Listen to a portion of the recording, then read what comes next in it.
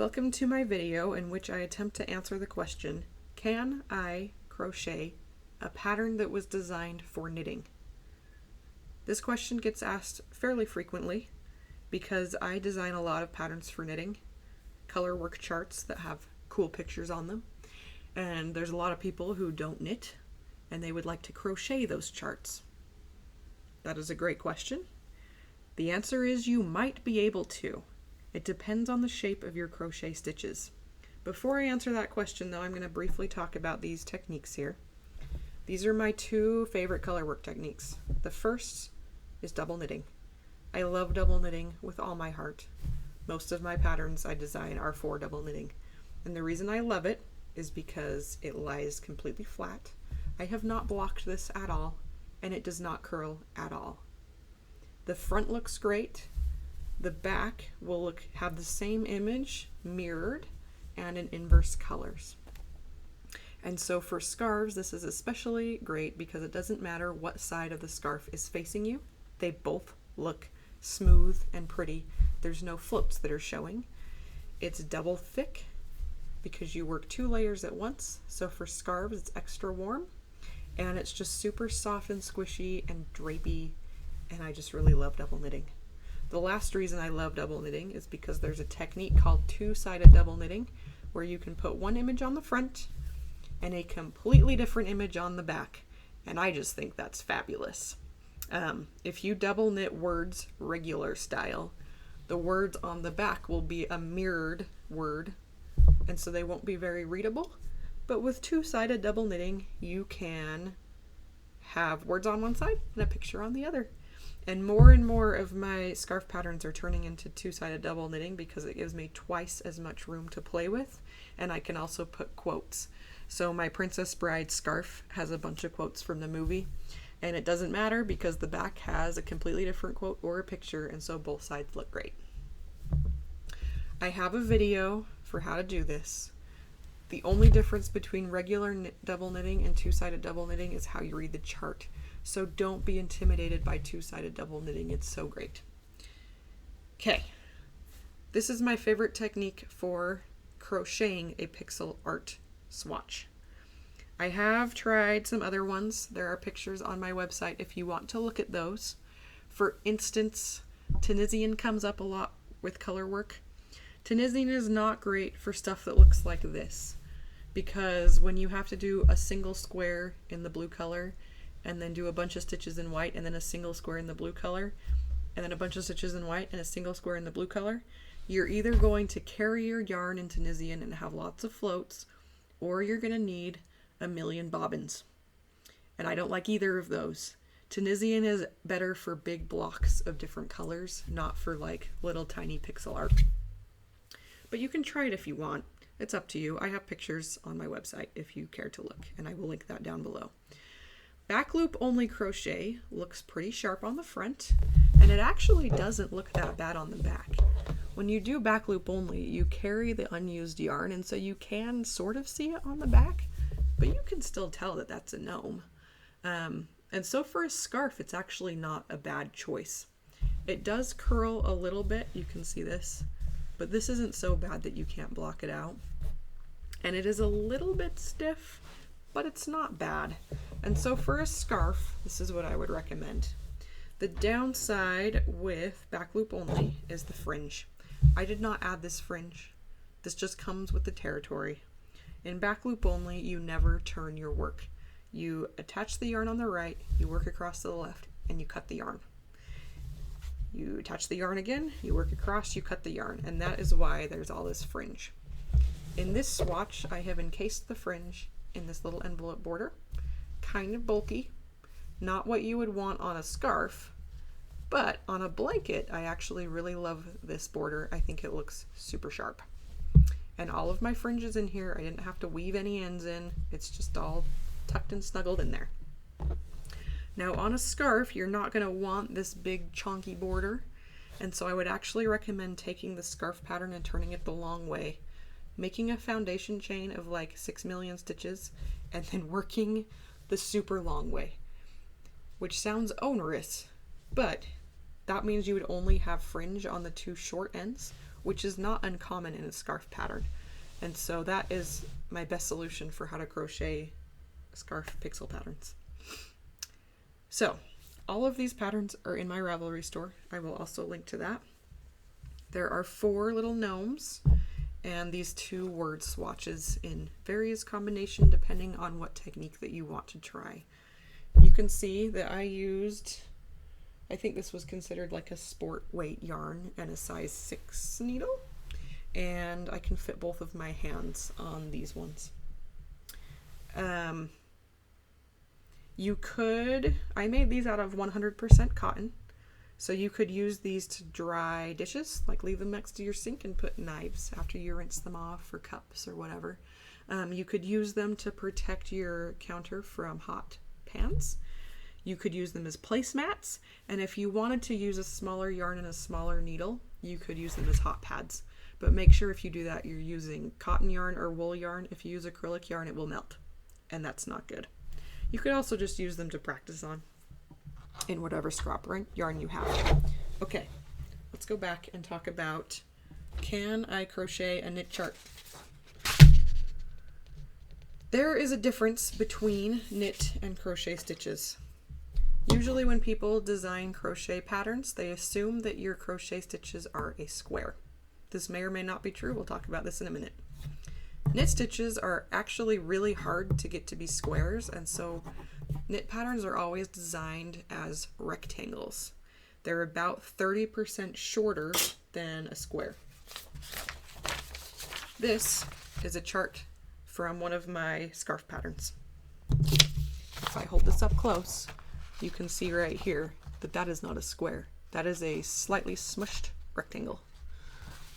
If I were to take this chart and crochet it with square crochet stitches, you end up with something that looks like this. It is a stretched out version of the knit pattern. It's about 30% taller than the original pattern. That is because knitting stitches are usually 30% shorter than crochet stitches. That is why if you see a designer designing a knit pattern, they say you cannot crochet this pattern because you'll end up with something that looks like this. Conversely, if this was a crochet pattern with square stitches and I chose to knit it, the finished product would look squished like that. So if you crochet a knit project, you'll end up with a stretched image. And if you knit a crochet project, you'll end up with a squished image. That is just the nature of the shape of knitting stitches. Most softwares, this is just something to be aware of. Most softwares output knit patterns as square stitches because there's like little notation in the stitches and it's really hard to fit the text in a squish stitch. This is true for my patterns as well. And so when you print this pattern out, it will actually look like this on paper. This is how it prints out. Don't panic. When you knit it, it will look like this because the stitches aren't squares, they're rectangles. Hopefully that makes sense. The final note to make is that this stretching and smushing effect is bigger on bigger projects. So on something that's like a 40 by 40 chart, the effect is pretty noticeable. If you have a little tiny like border motif, the difference on like a 4-stitch tall motif is not going to matter that much. It will matter a little bit, but it actually won't be that noticeable. So on little tiny images, you actually can get away with using either chart most of the time. Still test it out, but don't worry about it as much as you would on something that's, 40 stitches or 50 stitches wide. So, how do you decide what pattern to use? Because you might have a question in this moment and say, I have made a bunch of gauge swatches and my crochet stitches are not squares.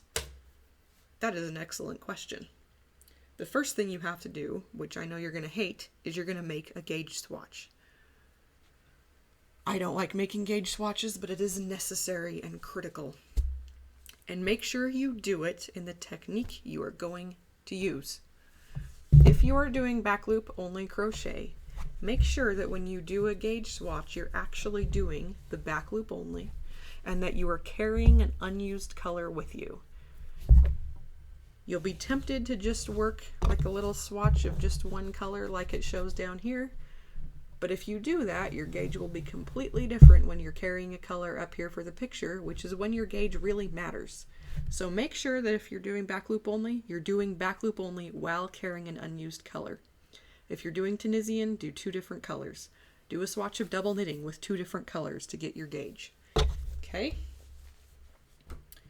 You are going to measure your gauge.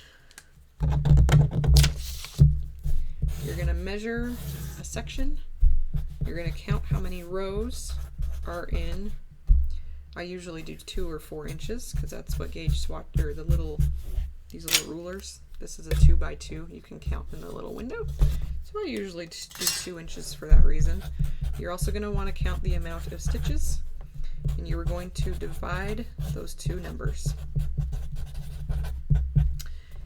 If your rows and stitches are about the same number and you get an answer of 1, you have square stitches. Okay? If you're about 0.9 or 1.1, that's close enough that you can probably block the difference out, or it won't matter that much. So if you're close to 1, you've got square stitches. Congratulations, use a crochet chart. Okay? If you get a number of 1.3, that means that your stitches are 30%, your rows are 30% shorter than your stitches. Got it? That means that you will actually want to use a knit chart for your crochet. On my double knitting sample over there, I had 13 rows and 10 stitches, which exactly works out to 1.3. So if your number of rows divided by stitches is 1.3 or 1.25 or even 1.2 or 1.4, you are closer to having a rectangle stitch than you are to having a square stitch. Therefore, you're going to want to use the knit stitch even though you're crocheting. Now, let's pretend like you had 7 rows and 10 stitches. And so you get a number of 0.7 or 0.6 or 0.8 or somewhere in there. That means your stitches are, your stitches are taller than they are wide. And they look like that. If you're at about a 0.7, it means your stitches are 30% taller than they are wide. And therefore, you should use a knit chart turned on its side. So you should print out the knit chart, turn it on its side, and use the tall rectangle stitches. Hopefully that makes sense. That's actually really common with Tunisian stitches, is that you end up with really tall stitches. And I'm going to show you why your crochet stitches turn out this way right now. For more information on this, go find a blog post about the golden loop ratio, the golden loop theory. Just type in golden loop crochet into Google and you will find a bunch of pictures that are better than the ones I'm about to show you. The reason why your crochet stitches aren't square, and one way that you can fix it if you really want them to be square, is to watch your golden loop. You might be a yanker, a lifter, or a rider. I did not make up this terminology. It's in the blog post that I referred you to previously. Your hook diameter. This is a 4.5 millimeter hook. A fatter hook makes wider stitches. A smaller hook makes narrower stitches. So, if you're just trying to adjust the width of your stitches, play with your hook and your yarn. That is how you adjust the width. To adjust the height, it is completely dependent on the golden loop. The golden loop is the first loop you pull up after inserting your hook into your work. So you put your hook through and you pull up a golden loop. If you are a yanker, it means that you tend to pull on this loop. And therefore, your stitches are going to turn out shorter than average. If you are a lifter, It means that when you insert your hook and pull up a loop, you're yanking on it and making it really tall. And so when you complete your stitch, it's super tall. You can see the difference between these two stitches if I hold this upright. This is when I yanked on the yarn, and this is when I lifted on the yarn, and you can see that this one is much taller. If you are a rider, I guess that's the term for when you pull your yarn out just right, and you don't yank it and you don't lift it, you just kind of pull it out the right amount. But that's really subjective in my opinion, because what's the right amount for you if yanking feels really great for you? Yanking is why you might end up with a shape of a stitch that's closer to a knit stitch. And if you're a lifter, you might end up with a tall stitch that's a knit stitch on its side. So if you are at like a 1.1 or a 0.9, really pay attention to how much you're pulling up on that very first loop. I'm showing you on double crochets because the difference is really obvious for filming purposes, but the same is true for single crochets. If you're pulling up a loop and really yanking on it, your stitches might be shorter. And so if you're like at a 0.9, just try to train yourself to pull on that stitch a little bit more and make it a little bit taller, just a little bit. Or if you are getting like a 1.1, it might mean that you're just pulling that initial loop out a little bit too far. So just kind of practice, pull it a little bit, and just tighten that stitch back up. And that goes for all crochet projects, not just pixel art. If you're trying to meet your crochet gauge on any crochet project, the golden loop applies to all crochet stitches no matter what you're doing. So if you're making a sweater and it's turning out way longer than you planned for the amount of rows that were in the project, you might just be a lifter and you're pulling that first loop up really, really tall. So to sum up, if your rows divided by stitches is 1, use a crochet chart. It's designed for square stitches. If your number is 1.3 or thereabouts, use a knitting pattern for your crochet project. And if your number is 0.7 or in that ballpark, use a knitting pattern, but on its side. This will require you to make a gauge swatch. I know that's no one's favorite, but it will pay off in the end because you'll end up with a really crisp, clean image that is not stretched and it's not smushed, and you will be a lot happier with your end project.